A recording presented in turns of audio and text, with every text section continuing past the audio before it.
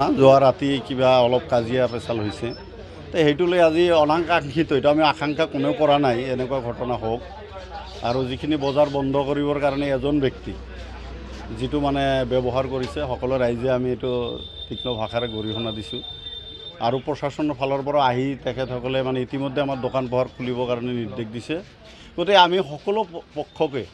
মানে শান্তি শৃংখলা যাতে বজাই ৰাখে কাৰণ এইটো আমাৰ অনুন্নত অঞ্চল ইয়াত আমি জাতি ভেদাভেদ আনি ইয়াত যে আমি কিবা লাভৱান্বিত হ'ম এইটো কেতিয়াও সম্ভৱ নহয় আমাৰ গাঁৱলীয়া অঞ্চল আমি জাতি ধৰ্ম বৰ্ণ নিৰ্বিশেষে আটায়ে মানে ইয়াত মিলিজুলি থাকিব লাগিব আৰু ব্যৱসায় প্ৰতিষ্ঠান এটা গোটেই জাতি জনগোষ্ঠীৰ মানুহে ইয়াত দোকান পোহাৰ কৰি খায় ইয়াত কোনো ধৰণৰ যাতে এনেকুৱা অনাগত দিনত কোনেও কৰিবলৈ চেষ্টা নকৰে কিবা কাজিয়া হৈছে কিবা ঘটনা হৈছে আমাৰ ইয়াত বহুত বুদ্ধিজীৱী মানুহ আছে বিভিন্ন জাতি জনগোষ্ঠীৰ মাজত আমি তাৎক্ষণিকভাৱে বহি সেইটো মীমাংসা কৰিবৰ কাৰণে যাতে আমাক এটা সুযোগ দিয়ে যিকোনো পক্ষই এইটোৱে আহ্বান জনাইছোঁ যাতে এইটো ঘটনাক লৈ আৰু যাতে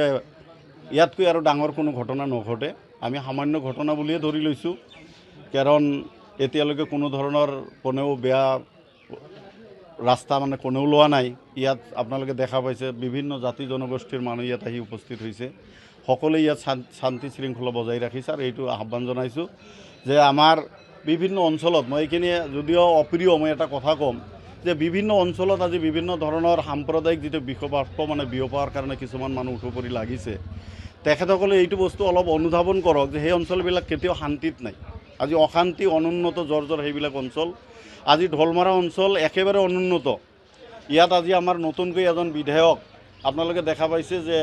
এইখন ৰাস্তাত থিয় হ'ব পৰা এটা ঠাই নাছিলে কিন্তু আমাৰ 4 নং বাওঁসুংগুৰি সমষ্টিৰ নৱনিৰ্বাচিত বিধায়ক ৰূপম চন্দ্ৰ ৰায় ডাঙৰীয়া তাৎক্ষণিকভাৱে আজি এই বজাৰখনৰ উন্নয়নৰ কাৰণে ৰাস্তা ঘাট চেনগ্ৰেভেলৰ যোগেদি হ'লেও তেখেতে প্ৰাথমিকভাৱে এটা চলাচলৰ এটা ব্যৱস্থা কৰি দিছে আৰু তেখেতৰ যিটো চিন্তাধাৰা এই অঞ্চলক মানে গোটেই জাতি জনগোষ্ঠীক লৈ আগুৱাই লৈ যোৱাৰ যিটো চিন্তা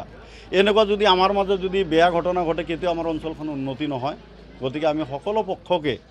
আহ্বান জনাইছোঁ আৰু বিশেষকৈ ইয়াৰ লগত সংগতি ৰাখিছোঁ যে আজি 2 দিনমান আগত ইয়াতে আহিদুল নামৰ এজন ল'ৰাই এজন আদিবাসী জনগোষ্ঠীৰ এজনী মহিলাক লৈ পলুৱাই গৈছে ইতিমধ্যে আমি জানিব পাৰিছোঁ যে তেখেতক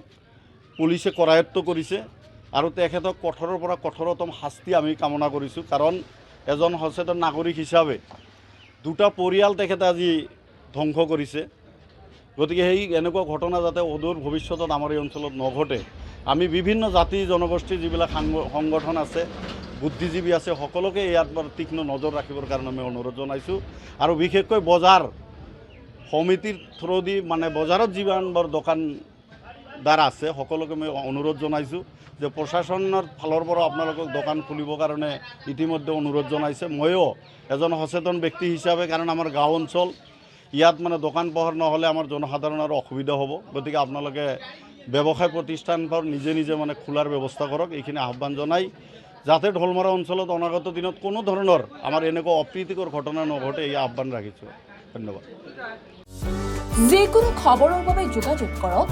আমাৰ এই নম্বৰত 9181 307 221